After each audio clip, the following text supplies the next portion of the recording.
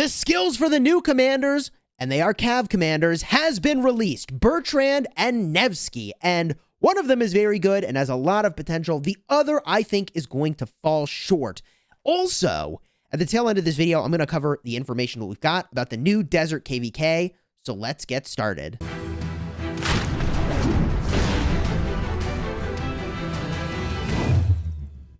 Hello, my friends, and welcome back. I'm Chisgule Gaming, and in this video, sponsored by the makers of Rise of Kingdoms, we are going over the absolute content feast that has been coming in from Lilith, both from the Vietnamese channel, where thank you again to Mr. Alpha for doing some translations, and also Cortex and Ruz, and Shumi for sending me some pictures, and also the official Rise of Kingdoms channel in English has been doing a ton of content drops, and here is one of them. The skills for the new commanders. Let's start with Bertrand, and I'm just going to spoil it now. I don't think he's going to be meta-changing at this moment in time, and that is because of the one troop debuff cheese mechanic, and I'm going to talk about that in just a little bit. But let's just review his skills to start. We don't know if he's going to be Mightiest Governor or Wheel of Fortune, but my suspicion is that because he is Cav, Conquering, and Defense, he's going to be from the Mightiest Governor because he's got that Conquering tree. And this combination of cavalry and defense tree is crazy. I mean, without even looking at his skills, based off of those talents, I am quite confident that you would make your way all the way to Desperate Elegy in the defense tree if you were using this commander for a rally, and you'll see why I think that's probably his only use, and for that, I'm not even sure he's good. So the first skill, Battle Hungry. For the next 3 seconds, normal attacks have a 100% chance to deal 700 damage factor to the target and reduce the rage by 20.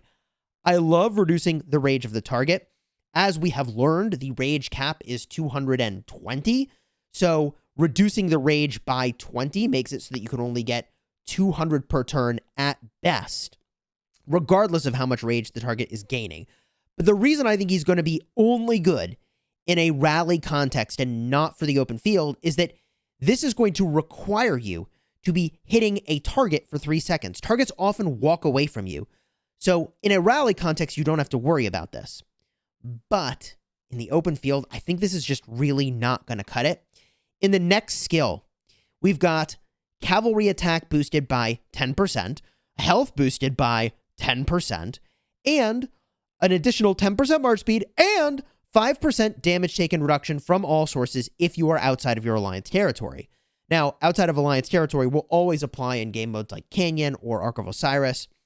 However, the 10% attack, 10% health, 10% march speed, it's good. I mean, I would kind of prefer if he was all in on one thing that was really noteworthy, and especially because he's designed for rallying, the march speed is only sort of relevant. This next skill was kind of his only hope and prayer, and I don't think it's quite good enough. I thought it was, but now that I reread it, it really isn't. When attacking cities or strongholds, troops led by this commander deal an additional 10% increased damage. 10% increased damage is kind of a big deal. That is the amount of damage boost you can get from crystal technology. But there's more.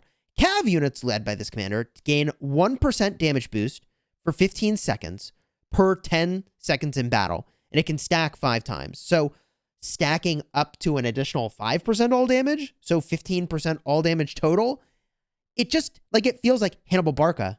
Like, he just gets all damage, but it's like 10% for 3 troop types. This is 15% total. I thought this would be better than it is, and it's not all that exciting. And then the next skill, this is where things really go downhill. Cavalry units led by this commander gain 20% defense, and troops led by this commander gain a 10% chance to heal. 250 healing factor for 3 seconds when attacked. This can trigger at most once every 5 seconds. Now, this would be a great open field skill. I love healing in the open field for sustain. But the problem with a rally situation is that people are one troop debuffing like crazy. That's where you send maxed out commanders with really good debuffing accessories, but only one troop in the march. You attack the rally, and then the debuffs apply. So the problem is that you're going to have people using Gilgamesh apply the blood craving debuff, and every time Bertrand heals, he is going to be taking a ridiculous amount of damage factor. I really think that one troop debuffs are something that need to be addressed and looked at very urgently, and I think this commander is going to suffer a lot, because not only does he heal from this, but also if you go to Desperate Elegy in the defense tree, like I think you need to do, that also heals whenever you use an active skill. He is going to get just obliterated by Blood Craving. It's going to be disgusting. Not in a counter rally, but just a one-troop cheesy cheese debuff. It's going to be savage. The expertise skill. Troops led by this commander take 5% reduced skill damage and deal skill damage to the attacker upon taking skill damage, 400 factor, but that can only trigger once every 5 seconds. I am very underwhelmed by Bertrand. I thought that this skill over here, stacking all damage, actually did more, but it's only a grand total of 15%, I believe, once it's all stacked, unless I'm misreading it, and please do let me know if I am. So Bertrand is, based off of his skills, in my opinion, got a mix of things that are good in the open field and good for rallying, and not all of them together. Like, I wish he had gone one way, you know, and really you could min-max him. I don't see it.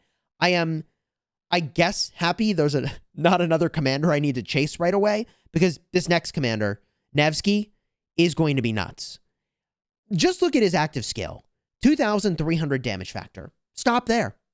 Tell me no more, and you have my attention. That's busted. Is that a typo? That has to be a typo. That's supposed to be 1,300, right? That's busted. He is a cavalry versatility skill commander, which, okay, versatility is not all that amazing, but because he's versatility, I think he'll come from Wheel of Fortune, which means he will be very accessible. But there's more in this active skill, like as if 2,300 damage factor wasn't enough. In addition, you get 15 times the number of enemies surrounding the target as a defense reduction against the target for 3 seconds. So what does that mean? A target that's 3x surrounded or more is going to have a 45% defense reduction. GG, man. GG. The only thing Lubu did that was cool was like I forget what is a 50% defense reduction. That's very unique. And active skills do not stack their debuffs. So this will overwrite an Ethelfled debuff because it is stronger. And it's 45% if they are surrounded. So you got to be surrounding the target. And that can even be relevant in a rally context because, like, dude, garrisons get swarmed. And garrison swarming is terrifying when you're on the receiving end, especially if you're 45% defense reduction. That is just going to be really savage. Now, in the official Rise of Kingdoms video, which is where I was grabbing these screenshots from, they skipped over the rest of the skills. However, translated from other languages, we've got them all here. The second skill makes it so that cavalry units led by this commander are gaining 20% attack and 20% march speed and 20% health outside of alliance territory. Okay, 60% of good stuff? That's gross. This is just gross. And up next, Knight of Iron. When troops led by this commander consist of only cavalry, skill damage is increased by 25%. Okay, that's easy. And skill damage is increased by an extra 35% for 4 seconds upon casting an active skill. Okay. And that triggers once every 5 seconds. So basically, I think this is 4 out of every 6 seconds you can have this active. Is that right? It might even be as much as 4 out of every 5 seconds, depending on how the warm-up period works for this. So that is insane. That is an absolutely massive buff. You cast your active skill.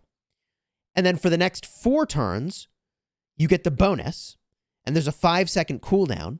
And then on the 6th turn, it can activate again, so that on the 7th turn, you have the boost again. I mean, that just seems insane how much skill damage you boost you get. With 2,300 damage factor starting off there, that's going to be nuts. Then we've got Guard of the Republic. Cavalry led by this commander gain 20% increased defense. Troops led by this commander gain 10% increased damage and take 5% reduced damage from surrounded targets. I am just confused. Weren't we just looking at Bertrand? And Bertrand just had like 15% all damage, but here we're looking at 20% defense and 10% all damage and 5% damage reduction. Oh, if the target is surrounded. Okay, that's what's going on there. So if you are surrounding a target, Nevsky is freaking shredding it. If you are going to rally and swarm a garrison, this is just going to be terrifying. 10% all damage against a surrounded target and taking 5% less damage from them. GG, man. And then, obviously, that's very good for the open field. Winter's Storm is going to make it so that troops led by this commander deal 5% increased normal attack damage and gain a 10% chance to increase the health of cavalry units by 30% for 3 seconds when you are attacked. So if they swarm you you are going to have 30% extra health, basically. And this can trigger at most every 5 seconds. So again, I assume the way this works is if it triggers on one turn, for the next 3 turns, you have the buff. Then there's 2 turns of downtime. And then at the earliest, on the 6th turn, it could trigger again, so that on the 7th turn, you have the buff. Winter Storm looks really good. This commander looks super busted. Nevsky looks insane. New rally combo, XY Nevsky, call it a day. Open field, Nevsky with William. Gonna be insane. It's got enough tankiness. You could also use XY and Nevsky, theoretically. I say theoretically because I don't know that XY primary is actually viable right now in the open field, because it just gets focused like an Esong used to be, and Esong became not viable open field primary because of just how wrecked you get all the time. Not that it's not good, but you're just overly focused. But this is giving you a proc for 30% health, and also 20% health when you're off of your territory, and 20% march speed, and 20% defense.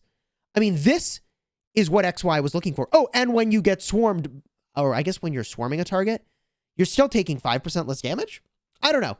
This commander looks absolutely insane. I'd probably have to like max him very, very quickly and use him in Arc League or something. He looks busted. But let's go look at the new KvK format, man, because this also looks really crazy. The Desert Conquest KvK. There's a bunch of things that were revealed in the video by Lilith, and there's several things to talk about. First of all, whoever put this infographic together, cheers, thank you. I appreciate it. This was sent to me, but this map is really interesting. It shows the sequence in which the zones will open, and the Sea of Death is presumably all of this gray area in between. So areas are completely blocked off by mountains and passes.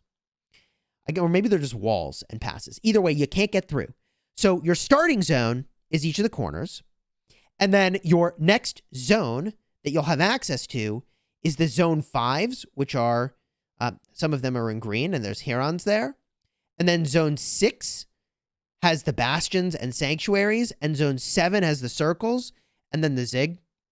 Presumably that's like the final zone that you'll gain access to, right? And so, well, maybe technically the final zone will be other players' starting zones, but all this area in the middle, you can't actually get there. The only way you can get there is by interacting with certain structures, and I'll show you those in just a second here. There are bastions in this game mode, presumably crystal technology. The camp system is here. Look at all these suckers.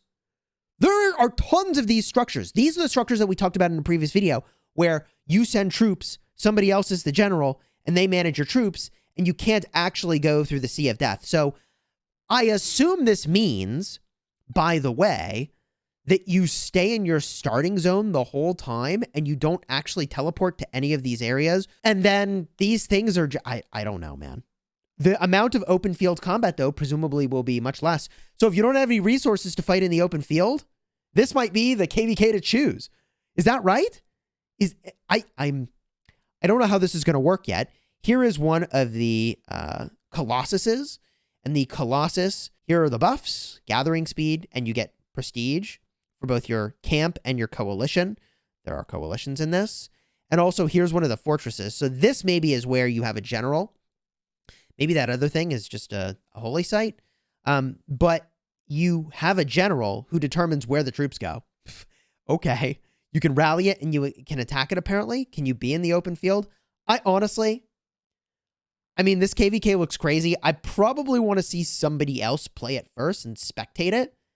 And then after we've seen how it operates, decide if it's something that we'll be excited to go and play. That's probably my game plan.